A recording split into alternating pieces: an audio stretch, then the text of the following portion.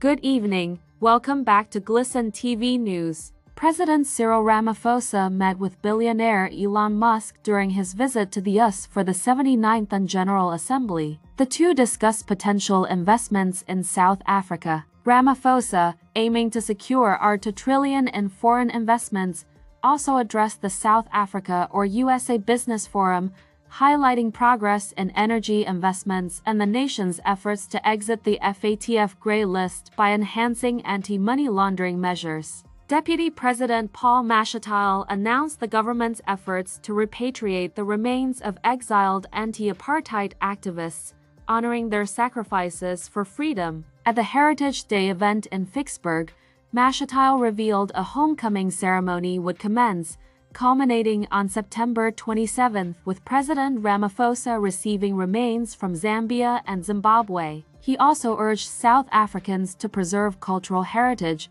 particularly through language, as a symbol of national unity. Churches in Nelson Mandela Bay marched in protest against the rising crime rate on September 23, demanding action from the government and civil organizations. Led by Bishop Mfuzile Vina, they called for the installation of CCTV, floodlights, and police intelligence services to protect their communities. Nelson Mandela Bay officials have pledged to respond within 14 days with a comprehensive plan. Citizens Coalition for Change interim leader Jameson Timba and 64 supporters have been denied bail for the third time. Magistrate Colin Noob ruled that no new circumstances justified their release. They faced charges of unlawful participation in a gathering, though all were acquitted of disorderly conduct. The group plans to appeal the ruling as they deny the charges, which stem from an unsanctioned meeting in June. Two Zanu PF Mashonaland West Youth League leaders, Stembani Madzima and Maringa Firi, are under investigation for selling heifers donated through President Emmerson Mnangagwa's pass-on scheme. Instead of raising the cattle and passing on their offspring, the pair sold them to butchers. A probe has been launched, with possible arrests looming. The scheme, intended for youth empowerment, now faces scrutiny amid corruption concerns. South African food prices are expected to decrease following a recent interest rate cut, offering some relief to consumers. Mervyn Abrahams from the Pietermaritzburg Economic Justice and Dignity Group highlights that while the news is welcomed, affordability remains a significant challenge for many households struggling with high living costs. The price reduction could help ease the pressure on monthly grocery bills. Arsenal are emerging as serious contenders for Manchester City's Premier League title this season.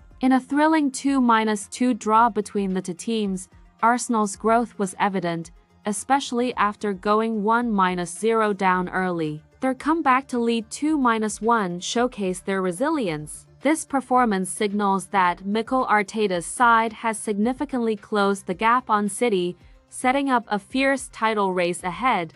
Eskom has submitted its multi-year price determination MIP6 application, requesting steep electricity tariff increases, 36.15% in 2025, followed by 11.81% in 2026 and 9.1% in 2027. Eskom cites financial sustainability as the reason for the hikes, while Energy Minister Kagoshensho Ramakapa calls it a growing crisis. The government is now exploring ways to alleviate the burden on South African consumers amid fears of inflation and economic strain. That's all we had for you at this time. Until we come your way again, it's goodbye from us. Thank you for choosing Glisten TV News.